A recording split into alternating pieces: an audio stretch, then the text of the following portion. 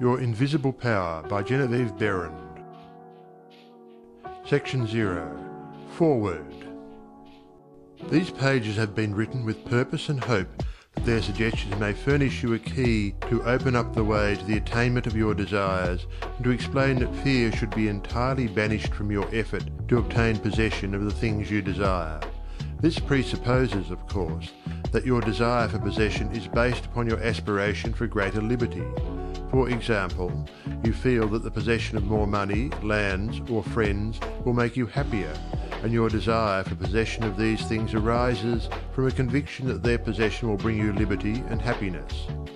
In your effort to possess, you will discover that the thing you most and ultimately need is to be, always, not spasmodically, your best self. That self which understands that the mistakes of those you love are simply misunderstandings. Your feeling that greater possessions, no matter of what kind they may be, will of themselves bring you contentment or happiness is a misunderstanding. No person, place, or thing can give you happiness. They may give you cause for happiness and a feeling of contentment, but the joy of living comes from within. Therefore, it is here recommended, rather than otherwise, that you should make the effort to obtain the things which you feel will bring you joy, provided, as previously stated, that your desires are in accord with the joy of living. It is also desired, in this volume, to suggest the possibilities in store for all who make persistent effort to understand the law of visualization and make practical application of this knowledge on whatever plane he or she may be. The word effort, as here employed, is not intended to convey the idea of strain. All study and meditation should be without strain or tension. It has been my endeavour to show that by starting at the beginning of the creative action or the mental picture, certain corresponding results are sure to follow. While the laws of the universe cannot be altered, they can be made to work under specific conditions, thereby producing results for individual advancement which cannot be obtained under the spontaneous working of the law provided by nature. However far the suggestions I have given you of the possibilities in store for you through visualizing may carry you beyond your past experience, they nowhere break the continuity of the law of cause and effect. If, through the suggestions given here, anyone is brought to realize that their mind is a centre through and in which all power there is in operation, simply waiting to be given direction in the one and only way through which it can take specific action, and this means reaction in concrete or physical form, then the mission to which this book is dedicated has been fulfilled. Try to remember that the picture you think, feel and see is reflected into the universal mind, and by the natural law of reciprocal action must return to you in either spiritual or physical form. Knowledge of this law of reciprocal action between the individual and the universal mind opens to you free access to all you may wish to possess or to be.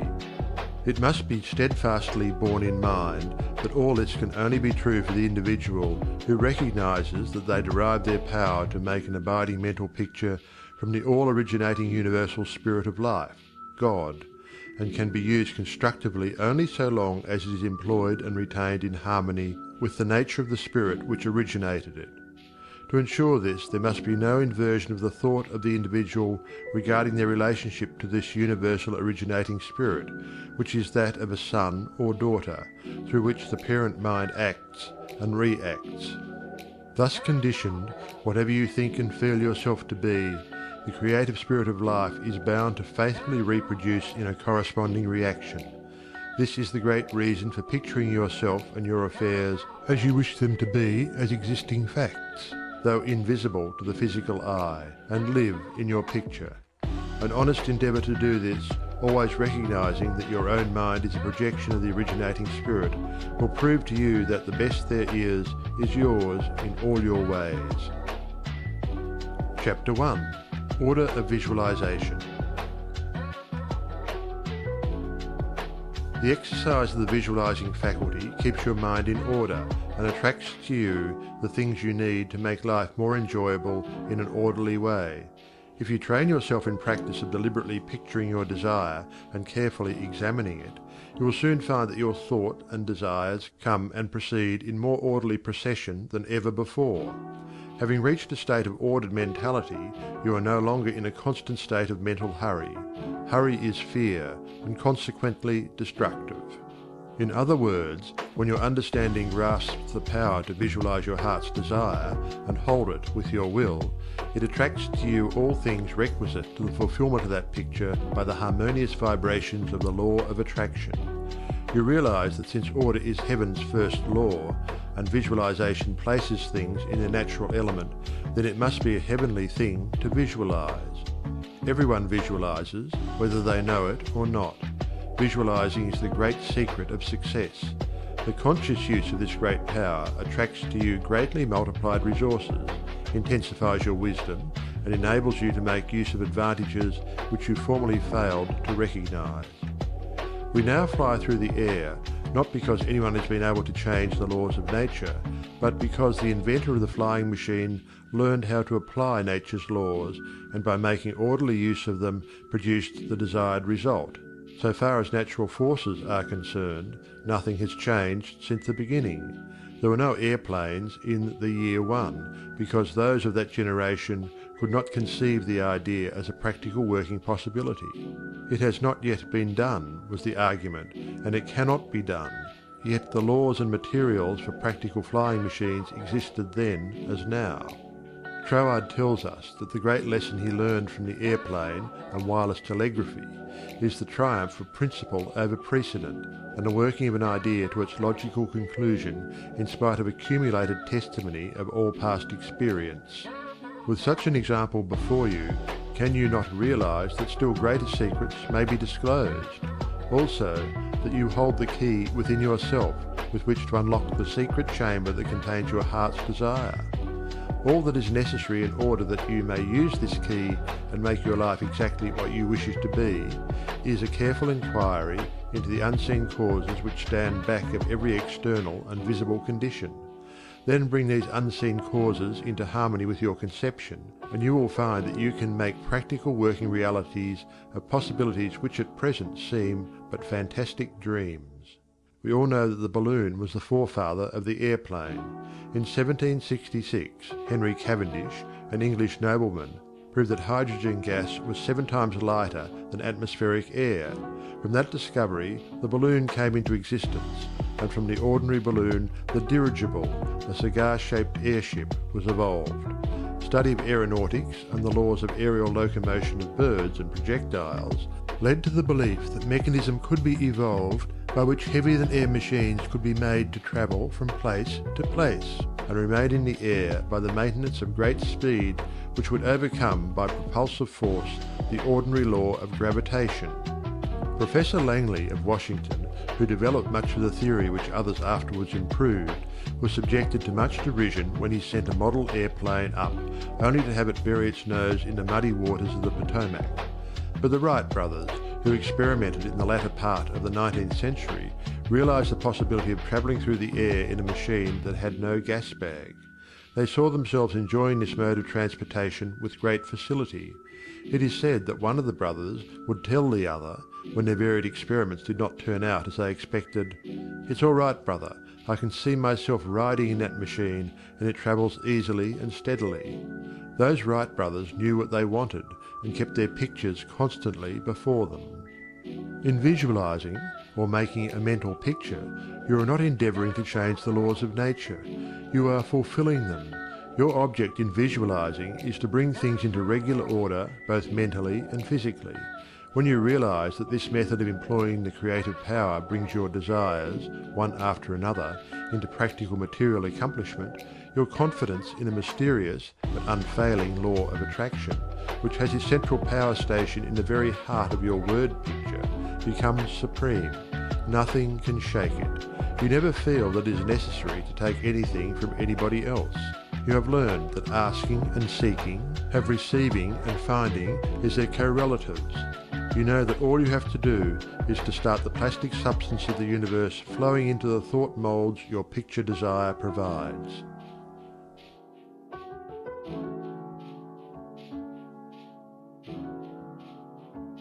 Chapter 2. How to attract to yourself the things you desire. The power within you which enables you to form a thought picture is the starting point of all there is. In its original state, it is the undifferentiated formless substance of life. Your thought picture forms the mould, so to speak, into which this formless substance takes shape. Visualizing, or mentally seeing things and conditions as you wish them to be, is the condensing, the specializing power in you that might be illustrated by the lens of a magic lantern. The magic lantern is one of the best symbols of this imaging faculty. It illustrates the working of the creative spirit on the plane of the initiative and selection, or in its concentrated specializing form, in a remarkably clear manner. This picture slide illustrates your own mental picture, invisible in the lantern of your mind until you turn on the light of your will. That is to say, you light up your desire with absolute faith that the creative spirit of life in you is doing the work. By the steady flow of light of the will on the spirit, your desired picture is projected upon the screen of the physical world, an exact reproduction of the pictured slide in your mind. Visualizing without a will sufficiently steady to inhibit every thought and feeling contrary to your picture would be as useless as a magic lantern without the light.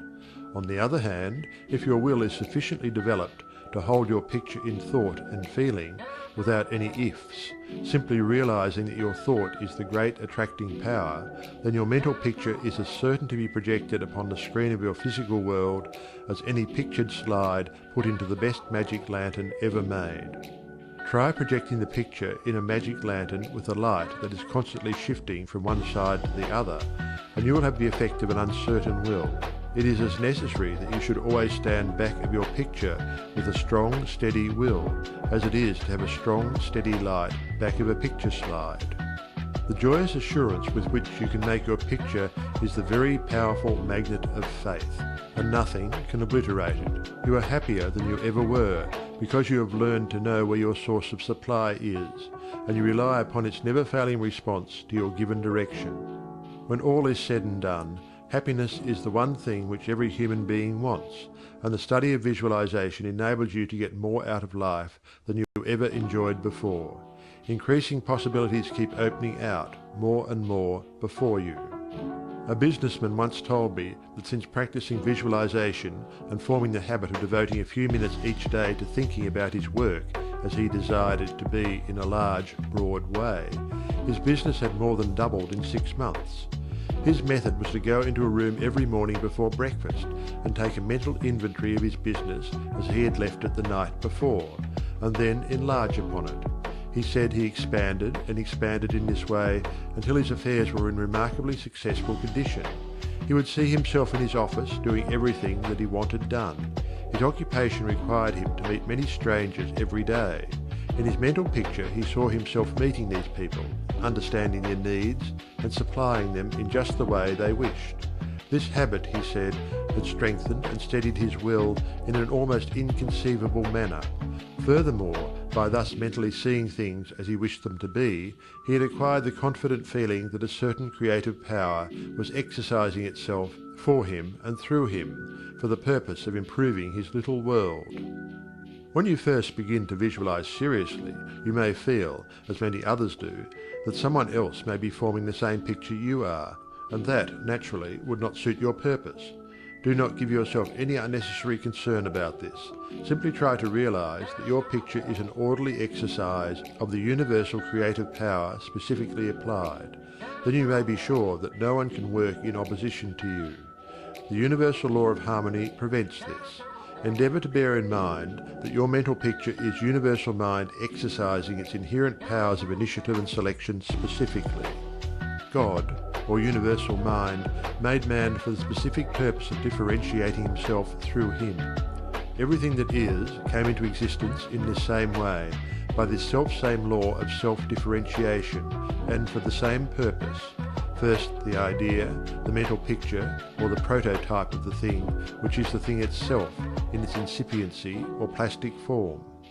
The great architect of the universe contemplated himself as manifesting through his polar opposite, matter, and the idea expanded and projected itself until we have a world, many worlds. Many people ask, but why should we have a physical world at all? The answer is, because it is the nature of originating substance to solidify under directivity rather than activity, just as it is the nature of wax to harden when it becomes cold, or plaster of Paris to become firm and solid when exposed to the air. Your picture in this same divine substance in its fluent state, taking shape through the individualized center of divine operation, your mind.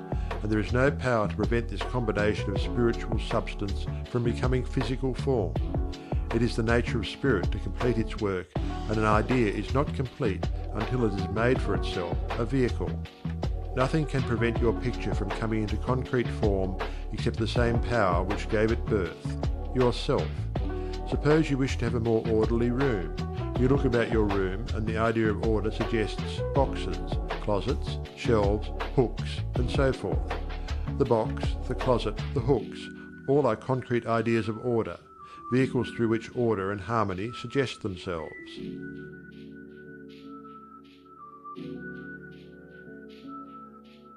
Chapter 3.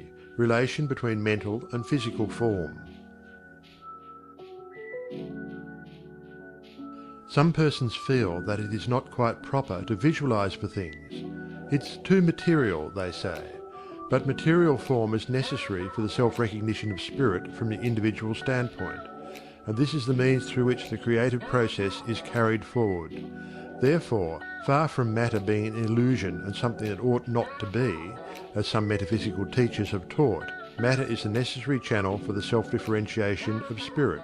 However, it is not my desire to lead you into lengthy and tiresome scientific reasoning in order to remove the mystery of visualization and to put it upon a logical foundation. Naturally, each individual will do this in his own way. My only wish is to point out to you the smoothest way I know, which is the road on which Troward guides me. I feel sure that you will conclude, as I have, that the only mystery in connection with visualizing is the mystery of life taking form, governed by unchangeable and easily understood laws. We all possess more power and greater possibilities than we realize, and visualizing is one of the greatest of these powers. It brings other possibilities to our observation. When we pause to think for a moment, we realize that for a cosmos to exist at all, it must be the outcome of a cosmic mind, which binds all individual minds to certain generic unities of action, thereby producing all things as realities and nothing as illusions. If you will take this thought of Troward's and meditate upon it without prejudice, you will surely realize that concrete material form is an absolute necessity of the creative process. Also, that matter is not an illusion, but a necessary channel through which life differentiates itself. If you consider matter in its right order as the polar opposite to spirit, you will not find any antagonism between them. On the contrary, together they constitute one harmonious whole. And when you realize this, you feel, in your practice of visualizing, that you are working from cause to effect, from beginning to finish. In reality, your mental picture is the specialized working of the originating spirit. One could talk for hours on purely scientific lines, showing, as Troward says, that raw material for the formation of the solar systems is universally distributed throughout all space. Yet investigation shows that while the heavens are studded with millions of suns, there are spaces that show no signs of a cosmic activity. This being true, there must be something which started cosmic activity in certain places, while passing over others in which the raw material was equally available. At first thought, one might attribute the development of cosmic energy to the etheric particles themselves. Upon investigation, however, we find this to be mathematically impossible in a medium which is equally distributed throughout space, for all its particles are in equilibrium. Therefore, no one particle possesses in itself a greater power of originating motion than the other. Thus we find that the initial movement, though working in and through the particles of primary substance, is not the particles themselves. It is this something we mean when we speak of spirit. The same power that brought universal substance into existence will bring your individual thought or mental picture into physical form. There is no difference of kind in the power. The only difference is a difference of scale. The power and the substance themselves are the same. Only in working out your mental picture it has transferred its creative energy from the universal to the scale of the particular, and is working in the same unfailing manner from its specific centre, your mind.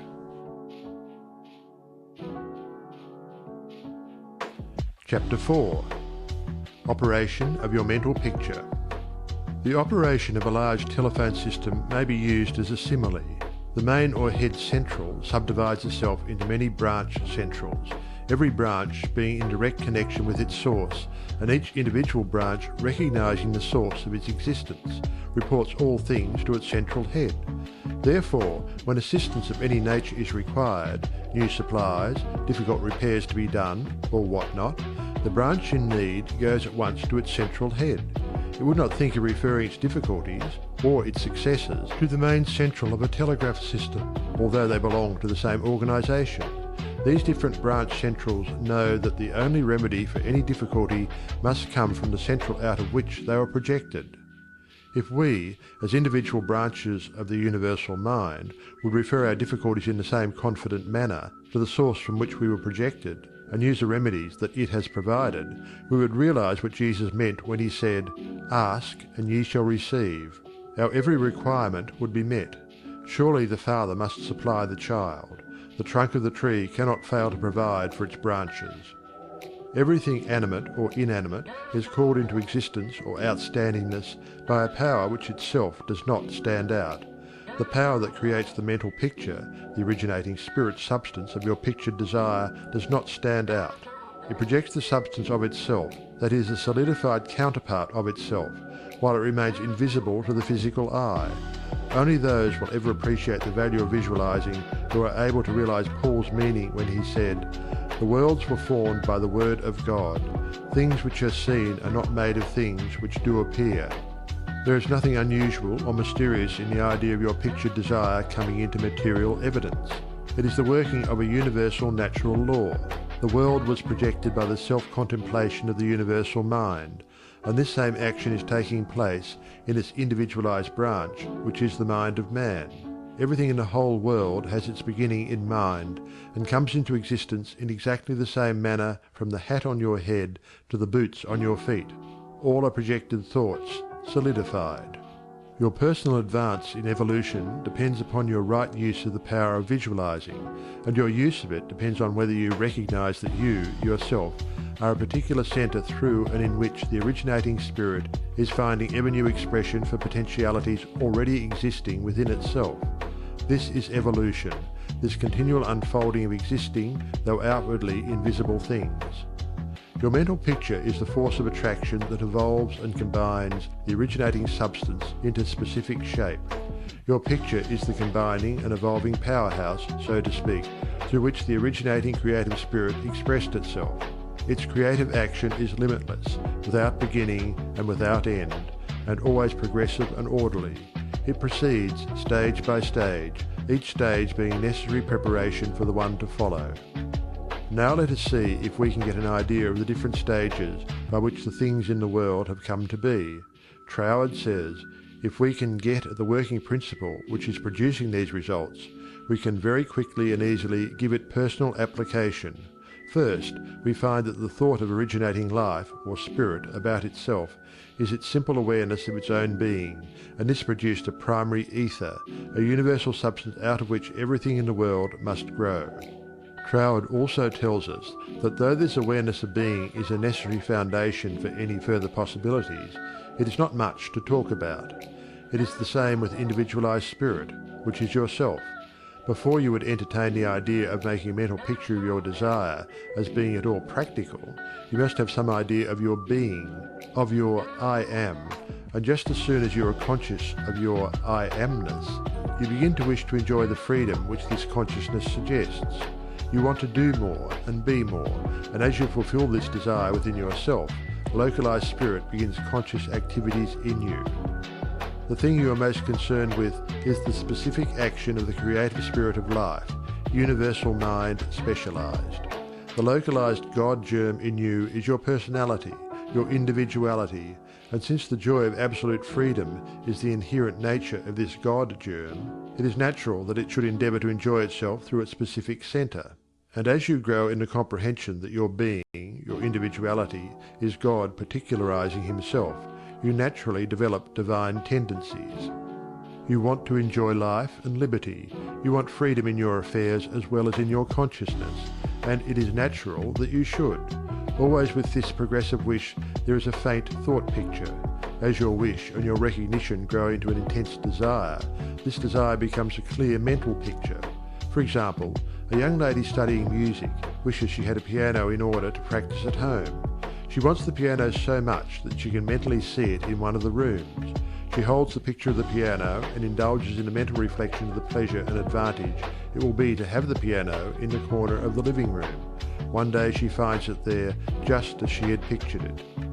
As you grow in understanding as to who you are, where you came from, and what the purpose of your being is, how you are to fulfill the purpose for which you are intended, you will more and more afford a centre through which the creative spirit of life can enjoy itself. And you will realize that there can be but one creative process filling all space, which is the same in its potentiality, whether universal or individual. Furthermore, all that there is, whether on the plane of the visible or invisible, had its origin in the localized action of thought or a mental picture, and this includes yourself, because you are universal spirit localized, and the same creative action is taking place through you. Now you are no doubt asking yourself why there is so much sickness and misery in the world. If the same power and intelligence which brought the world into existence is in operation in the mind of man, why does it not manifest itself as strength, joy, health, and plenty? If one can have one's desires fulfilled by simply making a mental picture of that desire, holding onto it with the will, and doing without anxiety on the outward plane whatever seems necessary to bring the desire into fulfillment, then there seems no reason for the existence of sickness and poverty. Surely no one desires either. The first reason is that few persons will take the trouble to inquire into the working principle of the laws of life. If they did, they would soon convince themselves that there is no necessity for the sickness and poverty that we see about us. They would realize that visualizing is a principle and not a fallacy. There are a few who have found it worthwhile to study this simple, though absolutely unfailing law that will deliver them from bondage. However, the race as a whole is not willing to give the time required for this study.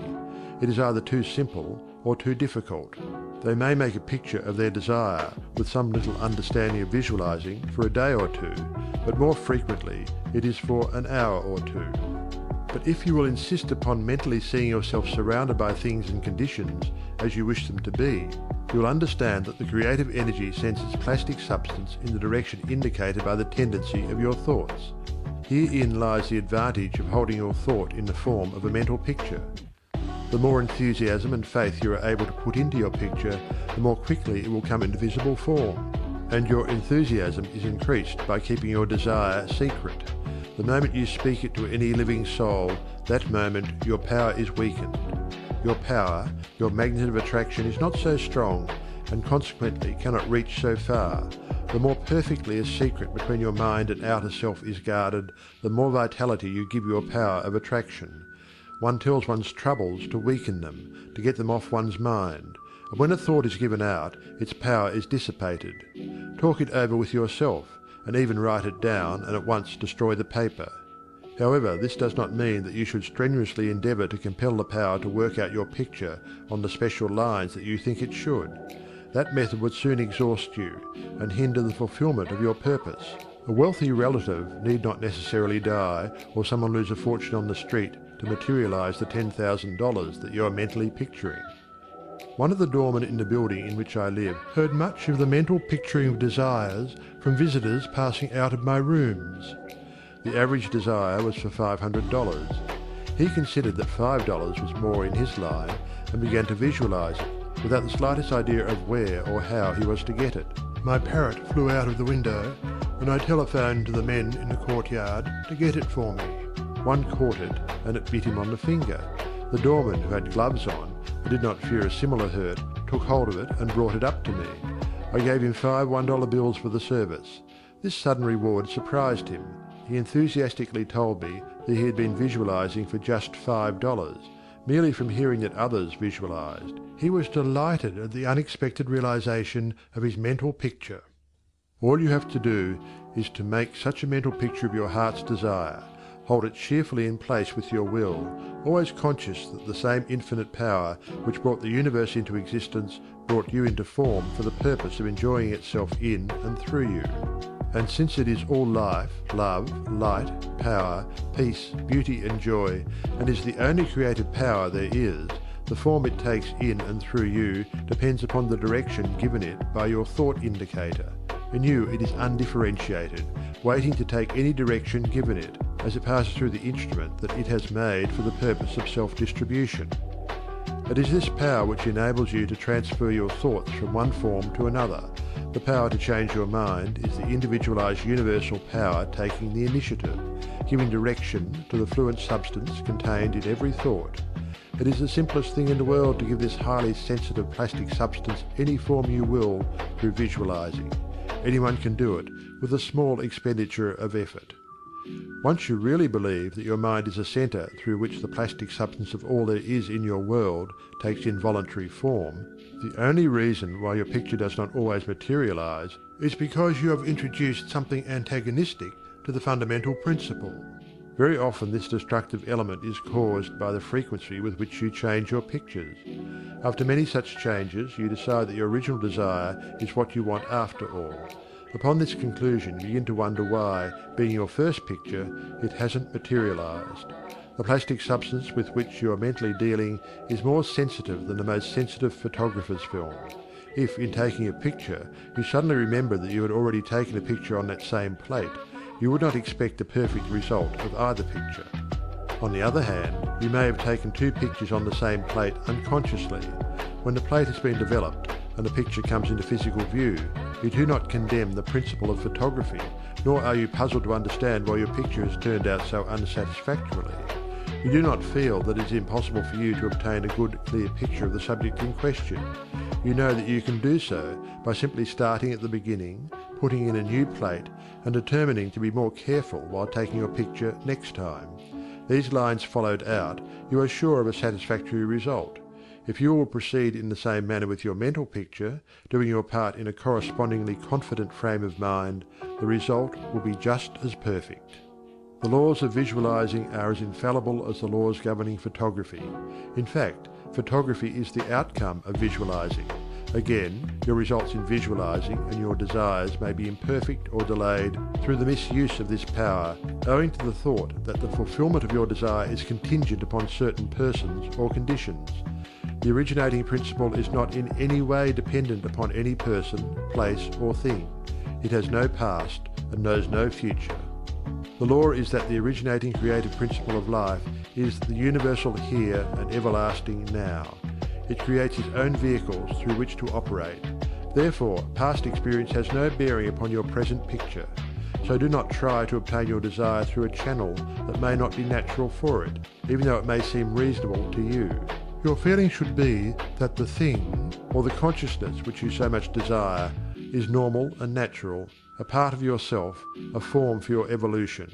If you can do this, there is no power to prevent your enjoying the fulfillment of the picture you have in hand, or any other. Chapter 5. Expressions from Beginners. Hundreds of persons have realized that visualizing is an Aladdin's lamp to him with a mighty will. General Foch says that his feelings were so outraged during the Franco-Prussian War in 1870 that he visualized himself leading a French army against the Germans to victory. He said he made his picture, smoked his pipe and waited. This is one result of visualizing we are all familiar with. A famous actress wrote a long article in one of the leading Sunday papers last winter describing how she rid herself of excessive body fat and weight by seeing her figure constantly as she wished it to be. A very interesting letter came to me from a doctor's wife while I was lecturing in New York. She began with the hope that I would never discontinue my lectures on visualization, making humanity realize the wonderful fact that they possess the method of liberation within themselves. Relating her own experience, she said that she had been born on the east side of New York in the poorest quarter. From earliest girlhood, she had cherished a dream of marrying a physician some day. This dream gradually formed a stationary mental picture. The first position she obtained was in the capacity of a nursemaid in a physician's family. Leaving this place, she entered the family of another doctor. The wife of her employer died, and in time the doctor married her, the result of her long-pictured yearning.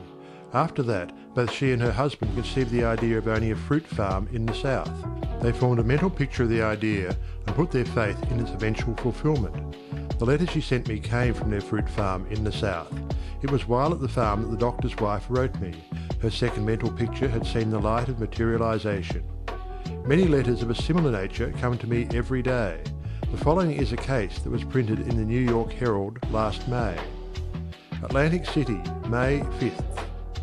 She was an old woman, and when she was arraigned before Judge Clarence Goldenberg in the police court today, she was so weak and tired she could hardly stand. The judge asked the court attendant what she was charged with. "Stealing a bottle of milk, Your Honour," repeated the officer.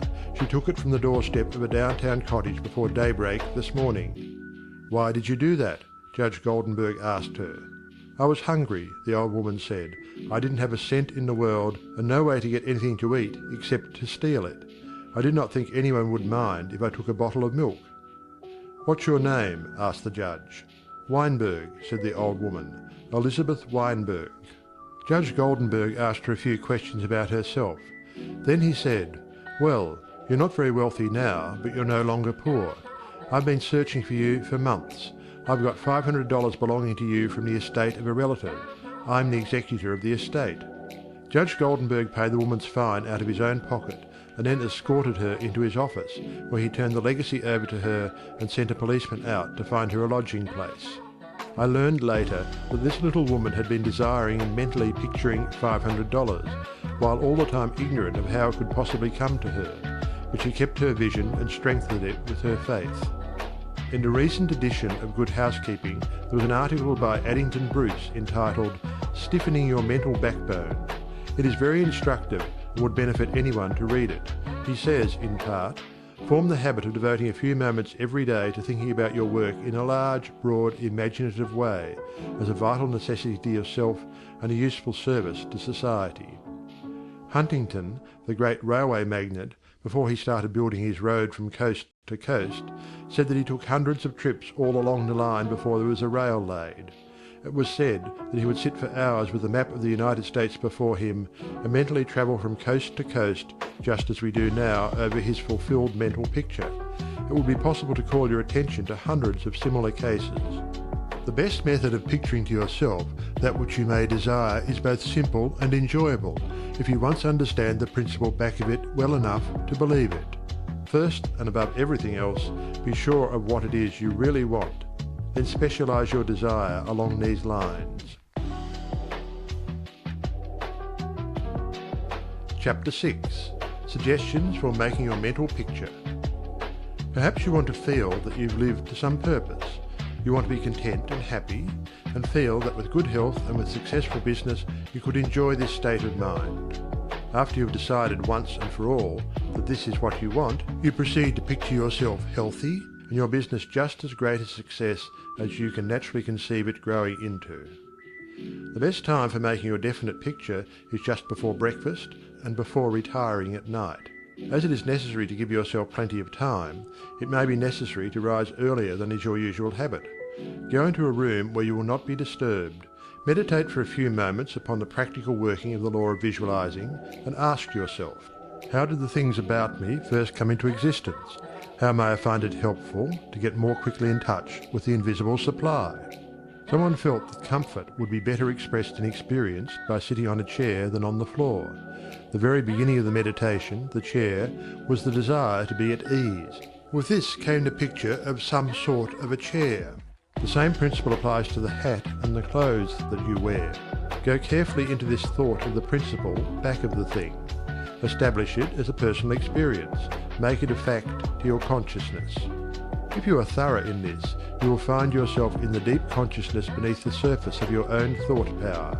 Then open a window, take about 10 deep breaths, and during the time draw a large imaginary circle of light around you.